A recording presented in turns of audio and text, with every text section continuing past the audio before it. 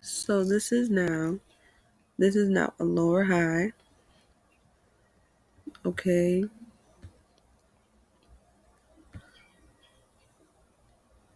No, I'm not gonna put that there. But I'm gonna type it there. Lower high. This was a previous lower low area, which was also like low key a lower high area, but I don't want to get into that. Um, and then this, oh my gosh, why did that happen? This is a, this is what I want, that. Okay, this is the lower high, and then this is another lower low. Okay, so now on this side, the previous lows become the previous highs because it's backwards. So you can take this mark, put it over here.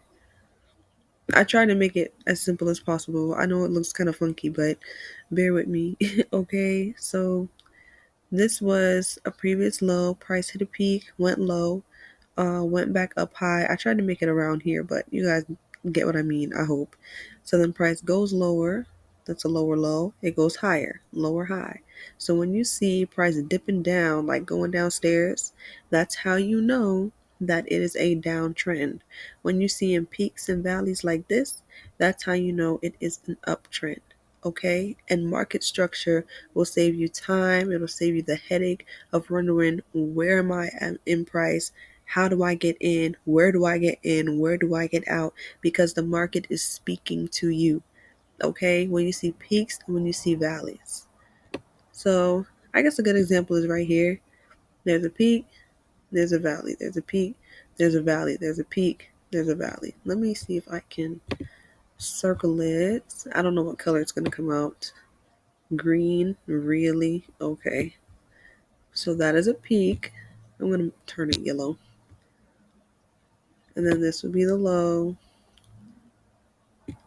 And low key another high. But this is the 5 minute chart, so it's like a little bit more squished together.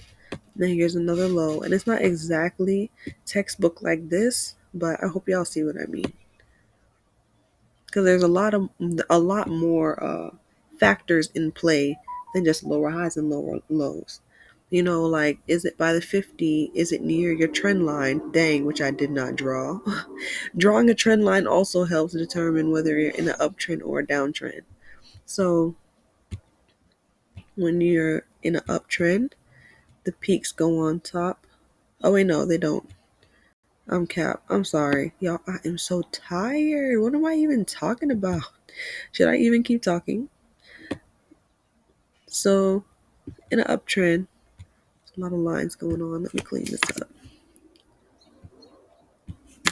In an uptrend, you're going to put this trend line on the bottom because it's going to bounce up like a ball, right? Because it's gaining support from the bottom to keep going higher and making higher highs.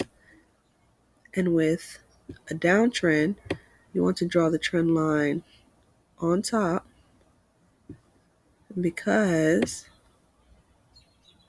price is going to be hitting a resistance area.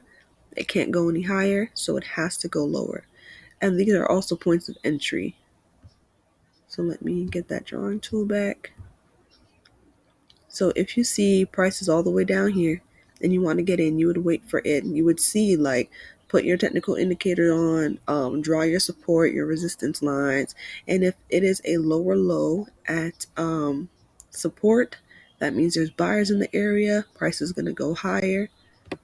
And then at this peak is where you're going to put the trade in. And then you're going to write it down. So probably like a previous area when you look back in price, like how I did with this yellow line right here. Or you're going to set it in for a certain amount of pips, say 20, 30, and then you get out the trade. Yeah, so that's it. That's just my little lesson on market structure. And look, y'all, good thing I got out this trade because look what happened. Reversal. See, now if I wasn't scary, I might have like continued this thing. I just don't like to see myself losing money. I don't like it. but I need to get out of that. Because what if this like just wants to hit my entry point, which price does sometimes. They've been manipulating us in the market, y'all. But what if I wanted to ride it and it goes up and then just comes back down lower? Like I said before, with market structure, you never know. But I just like price to keep going in my direction because, baby, ain't nobody got time to be hyperventilating and sweating and all that type of stuff. That's why I wake up early, getting the trends early. The market is more like liquid when the US the New York, not the bell ringing, but when it opens, when the market opens, it's way, more liquid, but I like to get in and get out. I'm that type of trader. I don't like to hold my trades. For now, I'm this type of trader.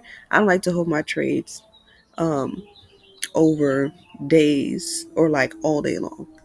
I like to get in and get out. I want to make my money and leave. I want to pip and dip. Okay. So yeah, y'all, that's all I have for you today. If you see this, please give me some feedback in the comments. Um, if you don't mind, please subscribe, please like, so I know that this is giving value to somebody. If there's any topics that I didn't cover, because this was really quick, that you want me to touch on or discuss, please comment below and I will touch on it in another video. But other than that, I hope you guys have a wonderful day and I will see you in the next one. Bye, y'all.